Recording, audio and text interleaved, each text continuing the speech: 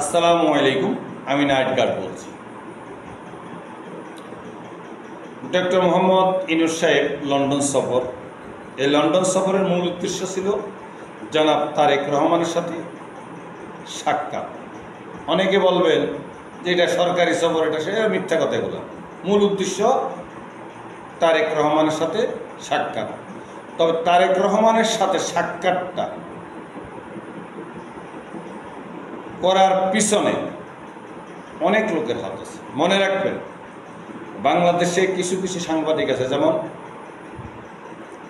প্রবাসী সাংবাদিক জনাব ইলিয়াস সাহেব, জনাব পিনাকি সাহেব, এই দুইজনেই তারেক সাহেব আর ইউনূস সাহেবের বৈঠকের ব্যাপারে ওনারা খুব এগ্রি ছিল, সম্মতি ছিল। ওনাদের আগ্রহ ছিল যে এই দুজনের বৈঠক হোক। কেন?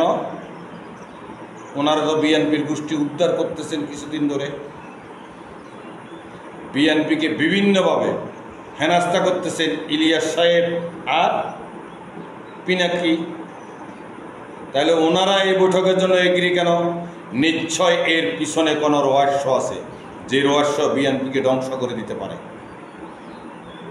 সাবধান বিএনপি। যেখানে ইলিয়াস সাহেব যিনা পিনাকিদা যেই মিটিংয়ে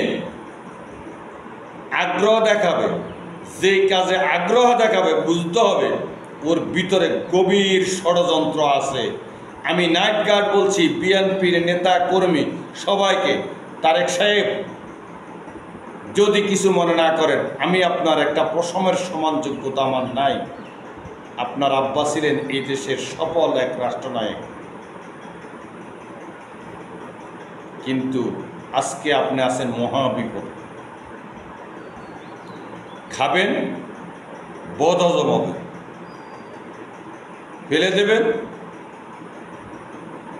দুর্গন্ধ বাইর হবে। আপনাকে আমি কোনো উপদেশ দেওয়ার ক্ষমতা আমার নাই, তবে ক্ষুদ্র বেরেন অশিক্ষিত হিসাবে আমি বলতেছি, প্রতিটা পামে খুব সাবধানে ফেলবেন। এই বৈঠকে যা কিছু হয়েছে, পরবর্তী পদক্ষেপগুলো আপনি খুব হিসাব কিতাব করে আপনাকে নিতে হবে। আমি জনাব তারেক সাহেবকে বলছি, আপনার কাছে অনুরোধ, যেহেতু এখানে পিনাকি আর ইলিয়াস সাহেব দুইজন এই মিটিংয়ের ব্যাপারে আগ্রহ ছিল, সেখানে এখানে কোনো না কোনো কিন্তু থাকতে পারে। বিশাল ষড়যন্ত্রের গন্ধ পাচ্ছি আমি, আল্লাহ মালিক জানে। আমার বলার কাম বলতেছি, আপনি শুনবেন কি না শুনবেন এটা সম্পূর্ণ আপনার ব্যক্তিগত ব্যাপার। আসসালামু আলাইকুম।